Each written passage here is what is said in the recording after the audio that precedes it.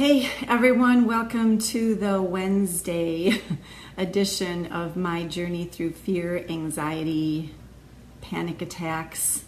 I'm on here Mondays and Wednesdays and Fridays, and I started out by saying I'm going to be on here every Monday, Wednesday, Friday morning. It doesn't always work out that way due to my work schedule and stuff too, so sometimes I have to be on here in the evenings as well. So this is my fourth week of being on here, and what I'm doing is I'm just sharing my journey of 25 years of living with, enduring, putting up with fear, anxiety, panic attacks, torment in my mind.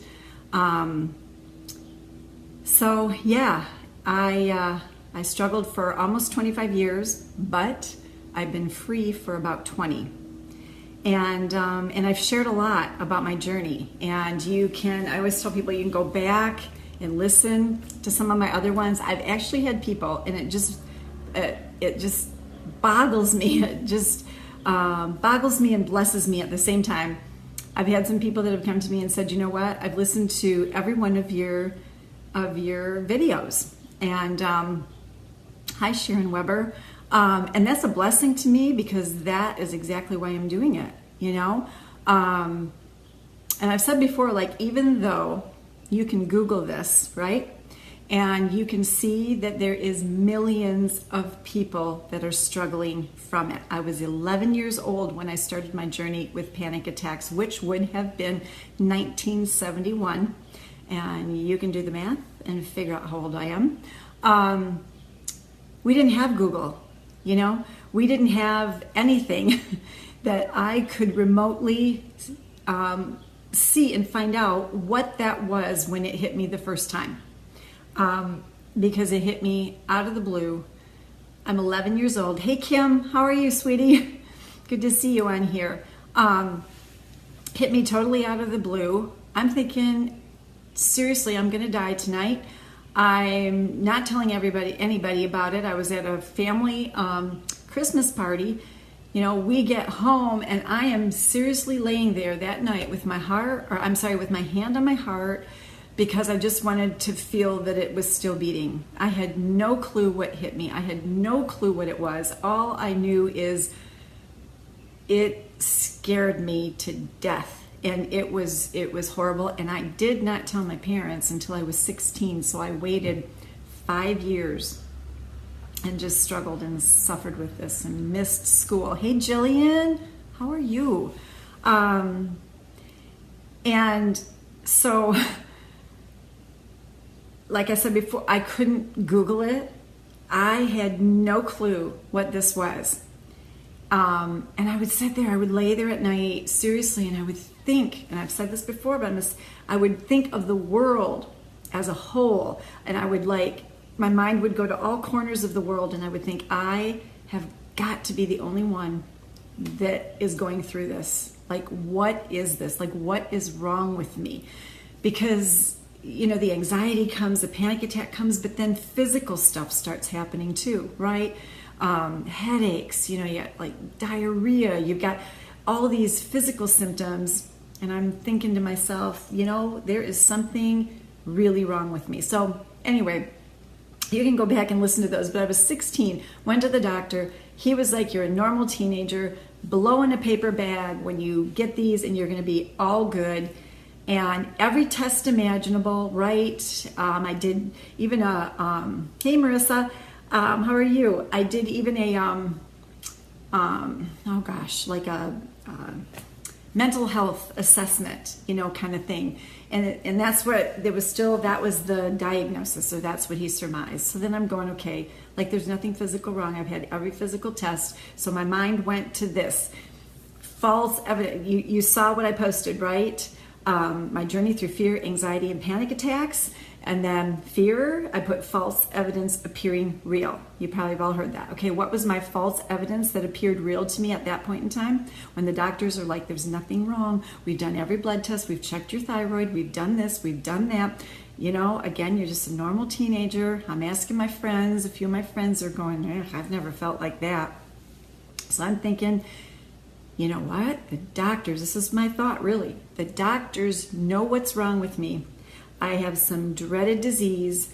My parents even know, and nobody's going to tell me. What is that? That's false evidence appearing real. I honestly thought that. I really, really did.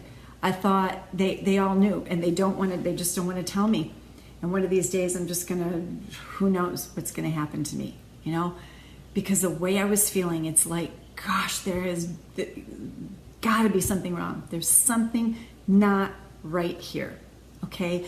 And for you, if you're watching, for those of you who are going to watch later, if you've gone through it, you know it, man. You know it.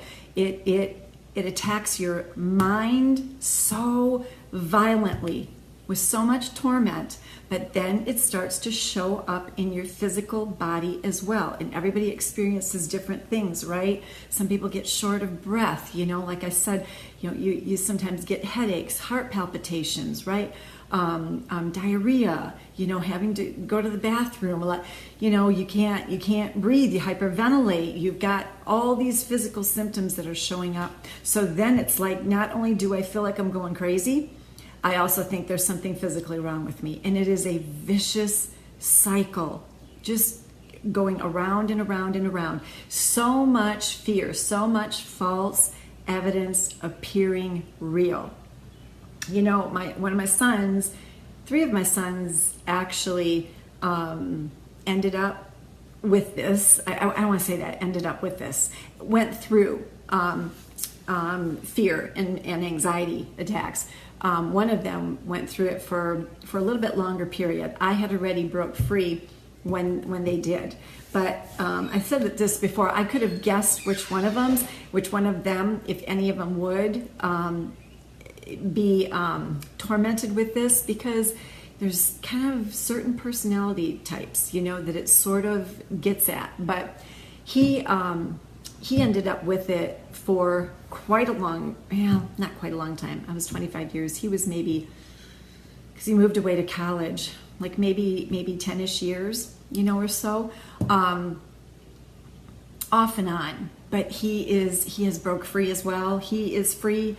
The other one is free. My youngest one, who's going to be 20 next week, struggled with it for a while too, you know, and that just really makes you angry as a parent. It's like, not on my watch, man. So we tackled it and we got through it, and they suffered so much less than I did. In fact, my youngest one is in Grand Rapids right now. He's at a Power and Love conference by himself, and that's something he could have never done.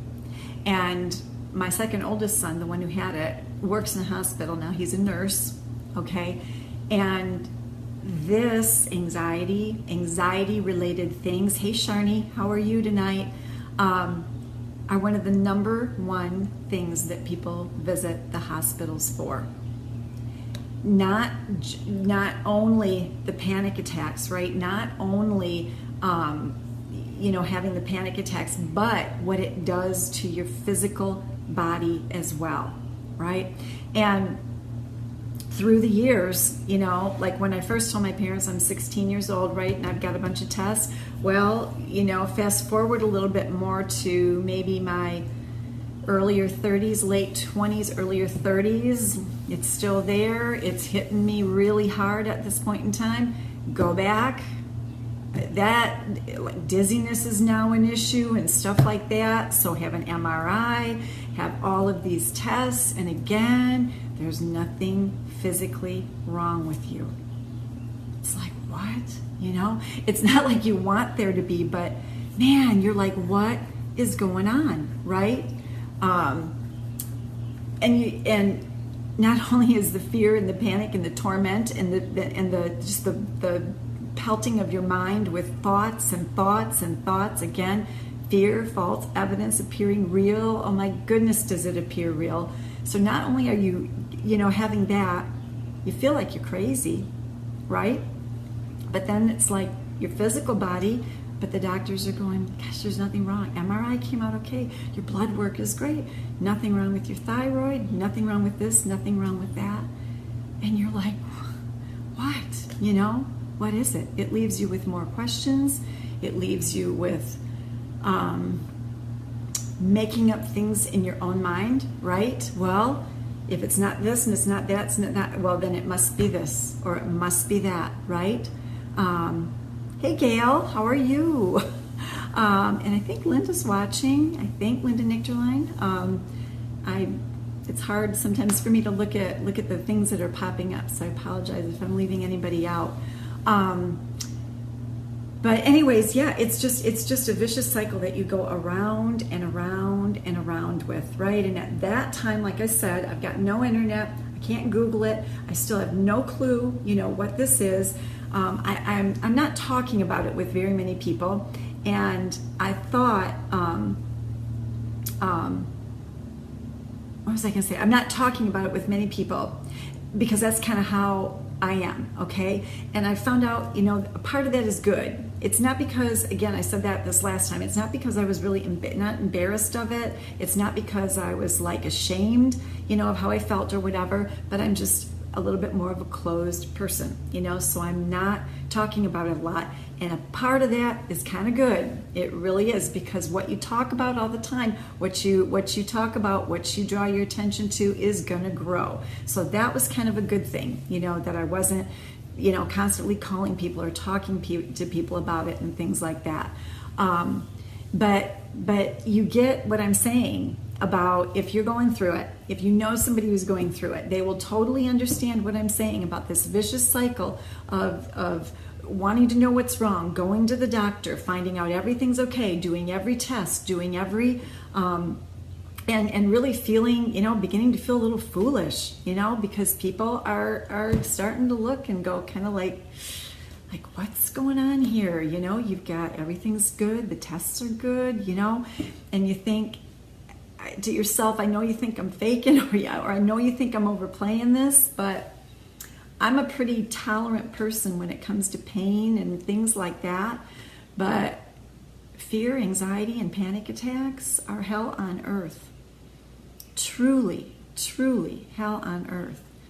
That's the only way that I ever knew how to describe it. It's like, this has got to be close to what hell would feel like. And I wouldn't wish it on my worst enemy if I had one. And I would always say that. And I meant it, very, very sincerely.